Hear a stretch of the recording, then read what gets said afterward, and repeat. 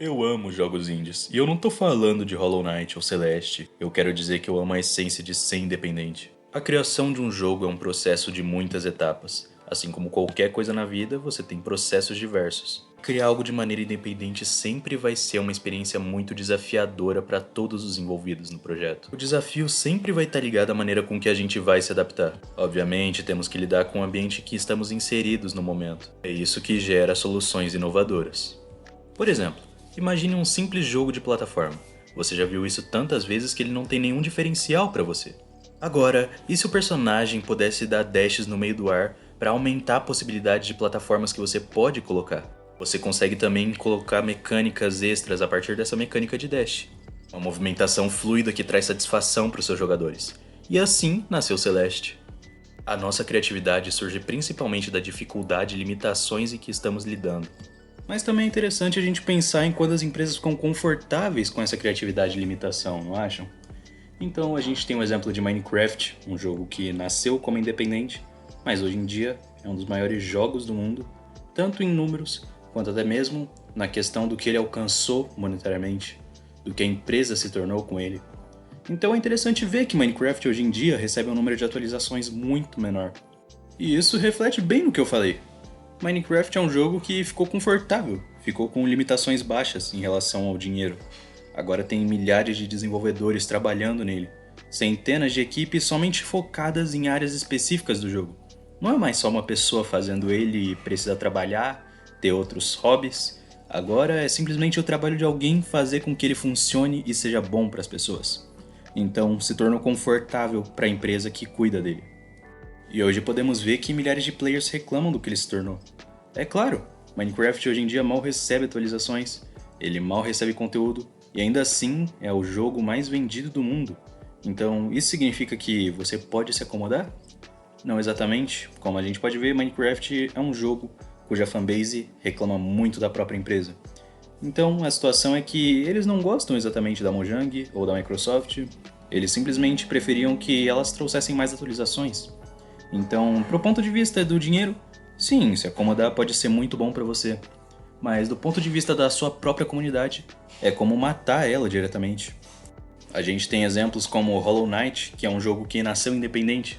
Ele vem de uma Game Jam. E eu vou falar mais sobre isso no futuro, porém, acontece que Hollow Knight é um jogo que acabou se enraizando bem sobre sua base. E mesmo assim, a continuação dele ainda é muito ambiciosa. Eles fazem questão de utilizar os recursos que conseguiram com o primeiro jogo apenas para melhorar coisas que já eram boas nesse jogo. Então você pode ver que gráficos são melhores agora, a história se desenrola muito bem e até mesmo a direção do próprio jogo como um todo. As áreas parecem ser bem construídas para te trazer aquela sensação de progressão realmente, sabe? Você dificilmente vai ver que esse jogo traz aquela sensação de estar estagnado em algum lugar. E agora você provavelmente deve estar pensando o que é uma Game Jam. Bem, uma Game Jam nada mais é do que, basicamente, quando se juntam diversos desenvolvedores iniciantes, avançados ou intermediários até mesmo, para fazerem jogos com um determinado tema em uma pouca quantidade de tempo. O essencial de uma Game Jam é justamente aquele fator que a gente falou antes, a determinação para criar algo limitado. Você tem diversos limites sobre o processo de desenvolvimento e ainda assim você tem que criar alguma coisa boa, algo jogável. É diferente de você fazer um jogo AAA que pode ser vendido por marketing puro. Seu jogo tem que se vender, sua ideia tem que ser boa. E isso fala muito sobre como é criar jogos hoje em dia. Particularmente eu amo Game Jams, tanto participar quanto até mesmo de ver como os resultados delas saem. Diversos jogos que eu gosto saíram de Game Jams e as ideias que eu gosto também vêm muito desse aspecto, de se limitar a um tema específico, meio aleatório, randomizado, sabe? Eu acredito que, além de exercitar sua própria criatividade, ainda pode trazer ideias bem revolucionárias para todo mundo, entendem? Eu acho que, nesse aspecto, as Game Jams são o melhor fator para se criar jogos. Mas você já se perguntou como é fazer um jogo indie de verdade? Eu não estou falando aqui de fazer um jogo pequeno que você vai fazer apenas por diversão ali naquele momento, mas sim algo que pode definir toda a sua vida. O criador de Stardew Valley é um bom exemplo disso. Ele criou um jogo que alterou completamente o rumo da própria vida. Mesmo assim, o desenvolvimento dele foi muito conturbado. Quando você está criando um jogo, no início você não consegue perceber, Porém, existem muitos campos que você não vai conseguir preencher sozinho. Como, por exemplo, você criando um jogo precisa lidar com arte, música. Você tem muito mais coisas para lidar do que realmente esperava que tivesse. E isso é um fator bem interessante, na verdade.